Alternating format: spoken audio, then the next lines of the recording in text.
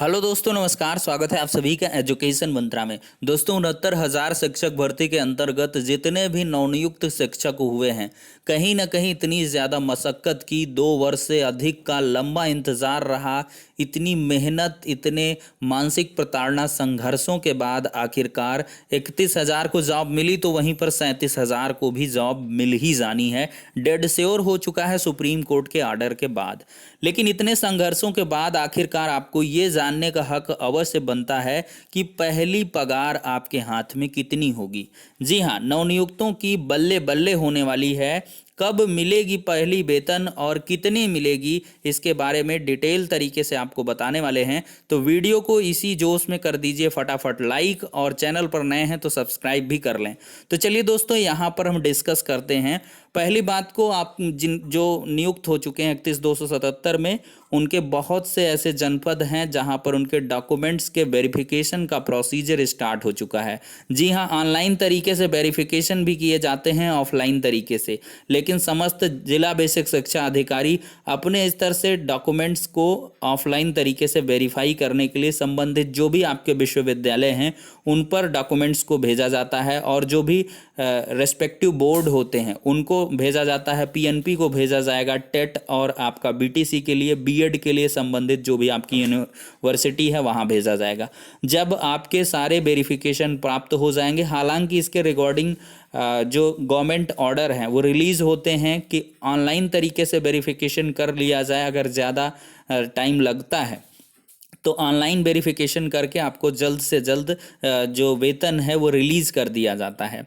तो ऐसे में दोस्तों क्या है कि आपका वेतन 2 से 3 महीने के बाद मिल जाएगा। ठीक है, जो लोग जितना जल्दी तेज जिनका वेरिफिकेशन आएगा, मे बी किसी का 2 महीने बाद ही लग जाए, किसी का 3, किसी का 4 महीने। लेकिन ये है कि जितने दिन भी बाद लगेगा आपका एरियर बन जाएगा, और एरियर के रूप में आपका 4-6 महीने के बाद मिल जाता है। ठीक है दोस्तों, यहाँ पर सबसे बड़ा मुद्दा है कि आखिरकार कितनी सैलरी मिलेगी। तो एक हैंडसम सैलरी मिलती है दोस्तों प्राइमरी टीचर को, और जो पे बैंड है आपका वो 9,300 से 34,800 है, यानी कि 9,300 से 34,800 ये आपका पे बैंड हो जाता है, और ग्रेड पे होता है 4,200। तो इन सब की गुणागणित के बाद अगर पेचीदगी पर जाएंगे तो ज़्यादा आपको बोझिल वीडियो भी लगेगा। सीधे चलते हैं मुद्दे पर। तो यहाँ पर दोस्तों क्या होता है, आपका जो बेसिक पे बनता है वो 35,400 रुपये बनता है। ये बेसिक पे होता है।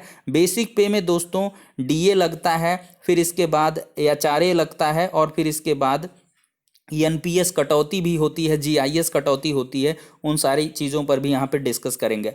तो मूल वेतन है दोस्तों 35,400। और अभी की महंगाई की बात करें तो कोरोना के चलते ये जनवरी का ही कंसीडर कर रहे हैं 17%, अदरवाइज ये 21% के अबव चला जाता। और इस पर जो है जुलाई तक रोक भी रहेगी, 2021 तक आपको 17% जो मतलब महंगाई भत्ता है वो मिलेगा। तो 17% ये महंगाई इसमें 35,400 में ऐड करके, और फिर इसके बाद जो आवासीय भत्ता यानी कि एचआरए होता है वो 1,340 रुपये मिलता है प्राइमरी के लिए। ठीक है, और एनपीएस में जो कटौती होती है, कई जगहों पर एनपीएस काट कर ही वेतन रिलीज़ किया जाता है। कई सारे डिस्ट्रिक्ट हैं जिसमें आपका बेसिक का जो 10% होगा, बेसिक आपका बन रहा 35,400, तो इसका 10% आपका एनपीएस कट जाएगा, और इतना ही 10% जो है गवर्नमेंट ऐड करके आपके एनपीएस अकाउंट में डाल देगी। तो फिलहाल के लिए आपको पहली बार तो एनपीएस का फॉर्म वगैरह भरना पड़ेगा, उसके लिए बाद में कटौती होगी, कुछ पहले ही काट लेते हैं। तो ये अपने अपने ज़िले का अपना अपना नियम है।